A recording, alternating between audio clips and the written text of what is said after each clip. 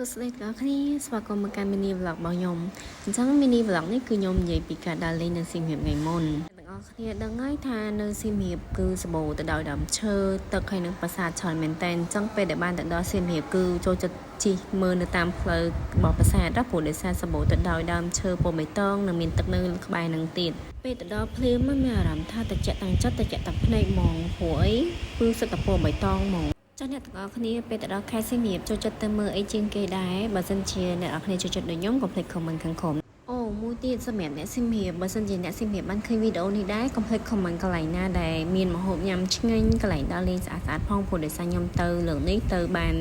តាមមួយថ្ងៃអញ្ចឹងដើរលេងអត់អស់ពេលខ្ញុំទៅនឹងគឺបានទៅប្រាសាទអង្គរវត្តប៉ុន្តែអត់បានទៅពីខាងមុខទេគឺខ្ញុំទៅពីខាងក្រោយប៉ុន្តែឃើញស្ពាននេះមួយគឺស្អាតមែនតើចាឃើញស្អាតអញ្ចឹងចាំកាលទៀតមានតែថតវីដេអូថតរូបនឹងឯងរវល់ថតពេកទាំងអស់គ្នាអើយកុំតបាយក្រោយតនេះកុំអីផ្កាប់មុខហ្មងនិយាយមែនពេលហ្នឹងណា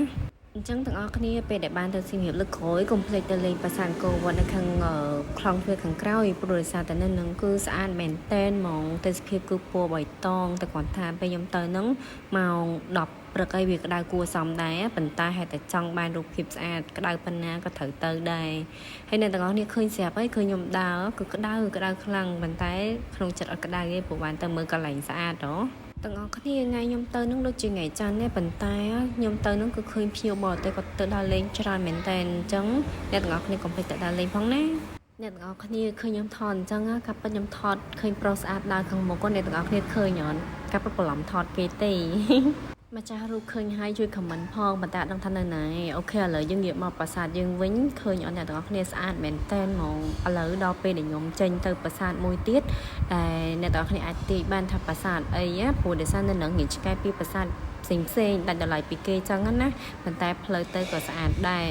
ប្រាសាទដែលខ្ញុំត្រូវទៅមួយទៀតហ្នឹងគឺនៅឆ្ងាយពីប្រាសាទនេះដែរឆ្ងាយគួរសមដែរអ្នកទាំងអស់គ្នាអញ្ចឹងអ្នកដែលចង់ទៅអីអាចទៅបានតែគ្រាន់តែនៅនឹងស្អាតខ្លាំងហ្មងប្រាសាទមួយនេះអ្នកទាំងអស់គ្នាដែលខ្ញុំបានមកហើយខ្ញុំមានអារម្មណ៍ថានៅនេះស្អាតខ្លាំងស្ងប់ស្ងាត់គឺស្អាតខុសពីប្រាសាទដែលខ្ញុំធ្លាប់បានទៅមើលចឹងណាអញ្ចឹង mini vlog នេះក៏ដល់ទីបញ្ចប់ដែរព្រោះដោយសារតែខ្ញុំមើលធំប្រាសាទហ្នឹងហើយគឺខ្ញុំត្រឡប់មកវិញហើយ